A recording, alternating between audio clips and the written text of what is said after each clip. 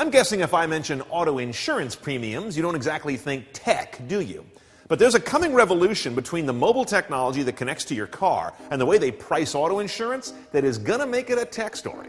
And that's of big interest to the smarter as well as the stingier driver.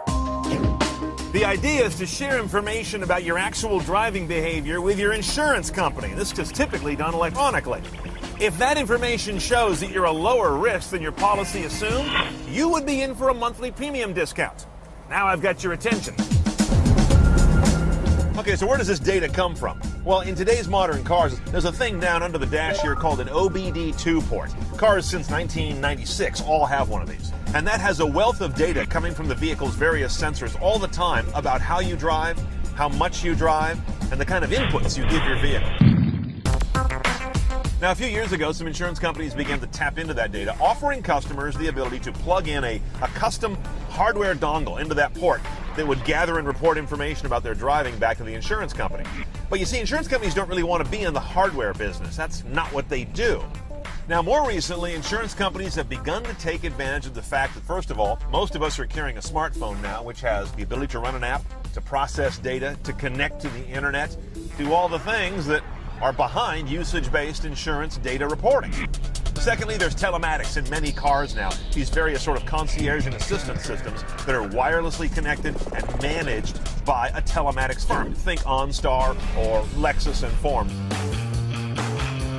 For example, State Farm is one of the insurers that have already launched a usage-based discount program that can save customers on their premiums based on their driving mileage and or some other behaviors. Now, by whatever technology this information gets back to your insurance company, and by the way, it's always voluntary, it can reflect a lot of parameters of how you use your car. What time of day do you drive? A lot real late at night when accidents are more common? How's your average speed? Do you brake and corner hard? Do you buckle up every time? All this data, by the way, is typically gathered already by your vehicle's black box. What's new here is sharing it with your insurance company and the new technologies that make that easy.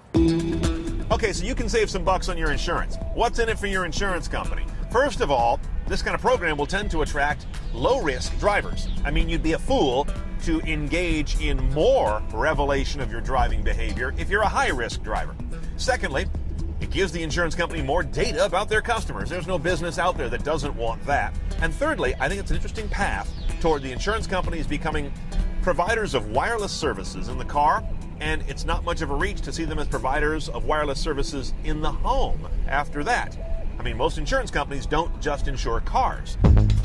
Okay, now reality check. Usage-based insurance is still really rare. Most folks have never heard of it. Most of those who have don't really understand it or the technology behind it. Secondly, there's a privacy issue here. I mean, most of us are not used to sharing data about our driving habits. We are used to sharing data about everything else, interestingly enough, but driving still remains a different zone. And third, until very recently, the hardware to make this happen was clunky and proprietary, which kept it very limited. But if you look at the rise of connected cars, which are real already, and personal information sharing, from Facebook to fitness bands, I think usage-based insurance is a matter of when, not if.